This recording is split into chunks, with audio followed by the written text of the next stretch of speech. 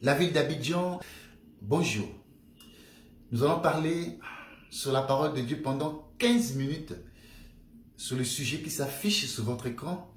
Je vous prie là où vous êtes de ne pas vous éloigner de votre écran. Peu importe l'endroit où vous êtes présentement, au travail, à la maison, je vais prier pendant un instant. Seigneur, bénis ta parole. Parle à cette sœur, parle à ce frère qui t'entend présentement au nom de Jésus-Christ. Amen. Nous sommes dans Jean, chapitre 8, le verset 10 à 11. Je lis la parole du Seigneur. Alors s'étant relevé et ne voyant plus que la femme, Jésus lui dit, « Femme, où sont ceux qui t'accusaient? Personne ne t'a-t-il condamné ?» Verset 11. Elle répondit, « Non, Seigneur. » Et Jésus lui dit, « Je ne te condamne pas non plus, va et ne pêche plus. » Vous connaissez l'histoire de la femme adultère. Elle a été attrapée en flagrant délit d'adultère. Et ces personnes qui l'ont attrapée l'amenèrent vers Jésus pour lui dire, « Moïse nous a ordonné de lapider de telles femmes. Toi donc, que dis-tu » Et vous connaissez l'échange que Jésus a avec ces gens. Et Jésus dit à la femme samaritaine, « Où sont ceux qui t'accusaient? Personne ne t'a-t-il condamné ?» Elle répond, « Non, Seigneur. » Jésus lui dit, « Va et ne pêche plus. » Jésus n'a pas dit, « Va pêcher un peu, va pêcher beaucoup ou va pêcher moins. » Ou tantôt pêche, tantôt ne pêche plus. Jésus dit, « Va et ne pêche plus. » Pourquoi nous voulons parler sur le péché? Parce que la racine du péché, c'est l'enseignement. Lorsque l'enseignement est mal donné, lorsque vous écoutez un faux enseignement, ce faux enseignement produira en vous le péché. Le vol, le meurtre, l'adultère, la haine, la jalousie, tout ce que vous connaissez qui est péché, qui est mauvais. Parce que la racine de toute chose, c'est le péché. C'est le faux enseignement. Raison pour laquelle l'apôtre Paul dit dans Romains chapitre 6, nous allons lire. Romains chapitre 6, le verset 23.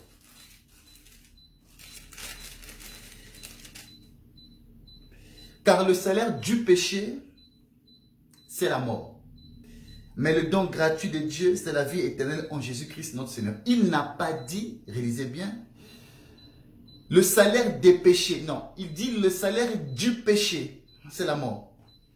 Et ce salaire du péché, c'est le faux enseignement. Raison pour laquelle en Éden, un faux enseignement a été donné et la mort s'en est suivie. La mort spirituelle s'en est suivie et la mort physique plus tard. Raison pour laquelle nous disons, si vous écoutez des faux enseignements, les faux enseignements produiront en vous les péchés. Raison pour laquelle ici on dit le salaire du péché. Quand on prêche mal, c'est le péché. Quand un faux enseignement est donné, c'est le péché. Si la vraie parole est prêchée, elle produira en vous la vie éternelle. Mais si elle est mal donnée, ça vous conduira loin de la face de Dieu. Raison pour laquelle vous trouverez certains prédicateurs ou certaines personnes dire que la polygamie est permise. Ça, c'est le péché. Autoriser la polygamie dans un lieu de culte, c'est le péché. Vous poussez les frères et les sœurs à avoir plusieurs femmes ou plusieurs hommes. C'est le péché. C'est pourquoi l'apôtre Paul dit, on va lire ça, 1 Corinthiens chapitre 7, le verset 2, il dit, « Toutefois, pour éviter l'impudicité, que chacun ait sa femme, et que chaque femme ait son mari. » L'apôtre Paul n'a pas dit que chacun ait ses femmes ou ses maris. Plutôt que chacun ait sa femme et que chaque femme ait son mari. Donc, inciter les gens à la polygamie, c'est un péché, c'est un faux enseignement. Parce que sous prétexte, les gens prennent l'exemple de Jacob. Jacob avait 4 femmes.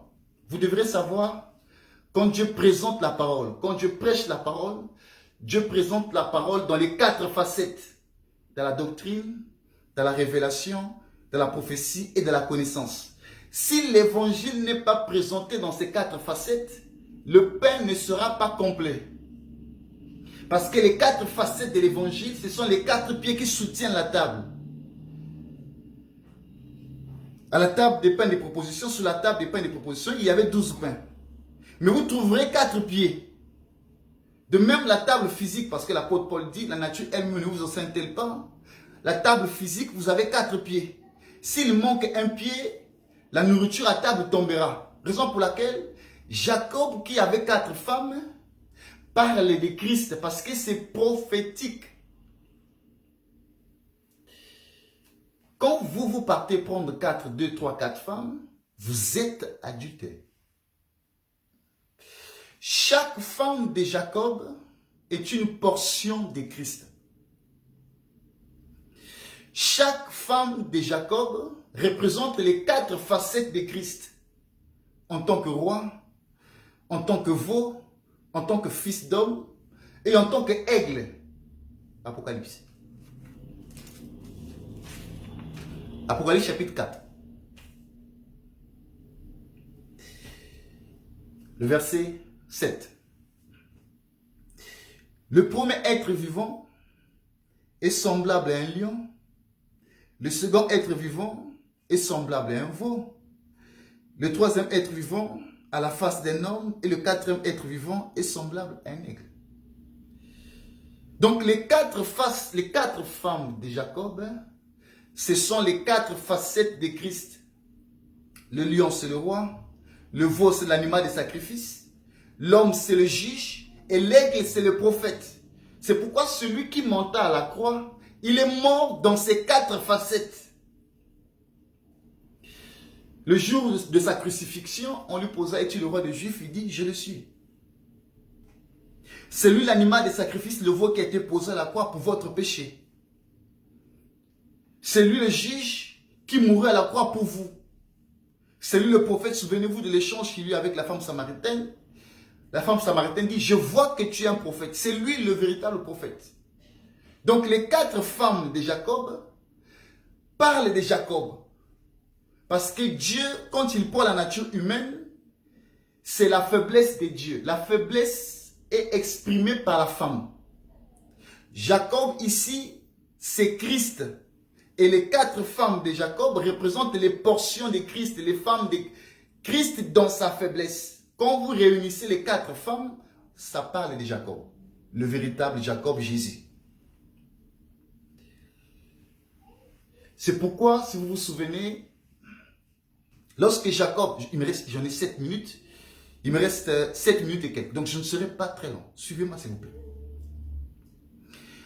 Si vous vous souvenez, lorsque Jacob partait à la rencontre de son frère Ésaü, lorsqu'il fuyait son frère Ésaü, lisons ça. Genèse chapitre 32. C'est pour vous expliquer que les 4 femmes ne parlent que d'une femme, qui parle aussi de Dieu lui-même, de Jésus. Dieu dans sa faiblesse. C'est pourquoi l'apôtre Paul dit, 2 Corinthiens chapitre 13, verset 14, Jésus a été crucifié dans sa faiblesse. La faiblesse est exprimée par la femme. Parce que Dieu a créé l'homme, qui est le fort, il s'identifie aussi à l'homme. Dieu a créé la femme, parce qu'il s'identifie aussi à la femme. Genèse, chapitre 3, parlons de ces 4 qui ne parlent que d'une femme. Genèse chapitre 32, le verset 11. Délivre-moi, je te prie, de la main de mon frère, de la main d'Ésaü, car je crains qu'il ne vienne et qu'il ne me frappe avec la mère et les enfants. Pourtant, Jacob avait 4 femmes, mais Jacob dit, je crains que mon frère vienne me frapper avec la mère et les enfants. Pourquoi n'a-t-il pas dit avec les mères, mais il dit avec la mère?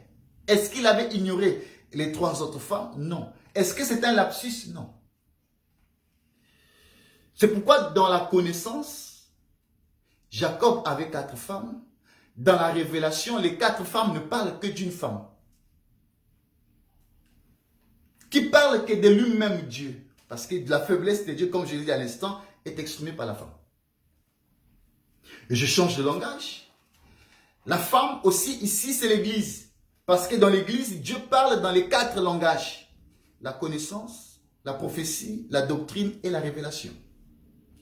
Jacob qui marche avec les 4 femmes, c'est Christ qui marche avec l'église. C'est pourquoi ici on présente une femme. C'est Christ qui marche avec l'église, qui prêche dans l'église dans les 4 langages suscités. La connaissance, la révélation, la doctrine et la prophétie. Donc, prêchez au peuple, faites comme Jacob, vous n'avez rien compris. C'est le péché.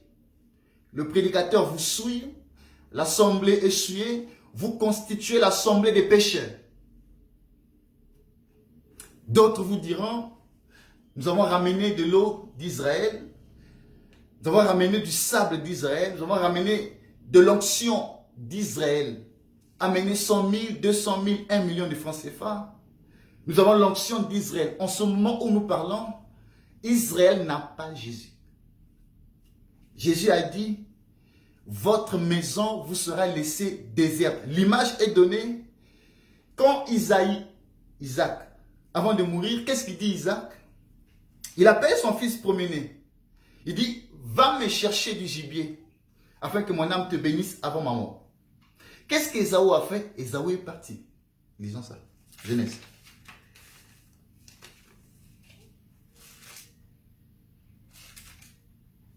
Genèse chapitre 27. On va lire rapidement parce qu'il me reste 3 minutes et quelques. Verset 2. Isaac dit, voici donc je suis vieux, je ne connais pas le jour de ma mort. Maintenant donc je te prie, prends tes armes. Suivez très bien. Prends tes armes, ton carquois et ton arc, va dans les champs et chasse-moi du gibier. Isaac l'envoie dans les champs chercher du gibier, mais il lui dit, prends tes armes. Les armes, on cite le carquois et l'arc. Si vous remarquez, vous lisez bien, il manque quelque chose. La flèche. Est-ce qu'on peut attraper du gibier sans la flèche? Ésaü avait le carquois. Ésaü avait l'arc, mais il lui manquait la flèche, parce que la flèche parle du fils. Quand Isaac envoie Ésaü dans les champs, dans la révélation, Isaac l'avait chassé. Isaac ici parle de Dieu qui avait chassé Ésaü. Ésaü comme promené qui parle d'Israël comme fils promené. Le fils promené, c'est la maison d'Israël. Ici aussi, Ésaü est promené qu'on avait chassé. Dans la connaissance, Isaac l'avait envoyé chercher du gibier dans le champ. Or, Dieu ne mange pas les animaux du champ. Dieu mange le menu bétail, le gros bétail et les oiseaux du ciel. Le bœuf, l'agneau, le bouc, ainsi de suite. Le menu et le gros bétail. Les animaux de champ, Dieu ne les mange pas. Dieu ici représente Isaac. Donc Dieu l'avait chassé. C'est la condition d'Israël aujourd'hui. Le fils est absent. Représenté ici par la flèche, parce que la flèche parle du fils. Dieu l'envoie, Isaac l'envoie sans la flèche. Il avait le carquois, l'arc, mais sans la flèche. Comment allez-vous attraper le gibier? En ce moment où nous parlons, la maison d'Israël est sans Dieu. Sans Dieu, sans Saint-Esprit, sans interprétation. C'est l'Église, c'est nous les nations qui avons le Fils. Donc ne vous faites pas entraîner dans les péchés. Sous prétexte que du sable, de l'eau sont venus d'Israël. C'est le péché, c'est de l'ignorance. Et les âmes mal affermies suivent ces faux prophètes, ces faux envoyés de Dieu. Vous trouverez encore d'autres dire, c'est mon église, c'est moi qui décide. Si tu ne veux pas, tu rentres. Si tu veux, tu rentres. Si tu ne veux pas, tu sors. Les brebis dans l'église locale appartiennent à Christ. Les brebis dans l'église locale n'appartiennent pas au prédicateur. Le prédicateur, c'est un entendant. Quand un homme commence à s'exprimer de la sorte, c'est un faux envoyé et que ce n'est pas l'église de Jésus. Qui avait chassé Adam dans les jardins d'Éden? C'est Dieu. Qui avait chassé Myriam dans le camp? C'est Dieu. Qui avait chassé Corée Dathan dans le désert? C'est Dieu. Celui qui chasse, c'est Dieu. Celui qui ramène dans l'église locale, c'est aussi Dieu. Les brebis dans l'église locale appartiennent à Jésus. Ça n'appartient pas au prédicateur.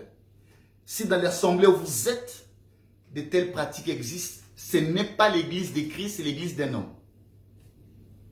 Vous devriez sortir. Voilà, bien-aimés, ce que j'ai voulu partager quelques instants avec vous. Que le péché, la racine du péché, c'est le faux enseignement. Les fausses pratiques. L'ignorance est un péché.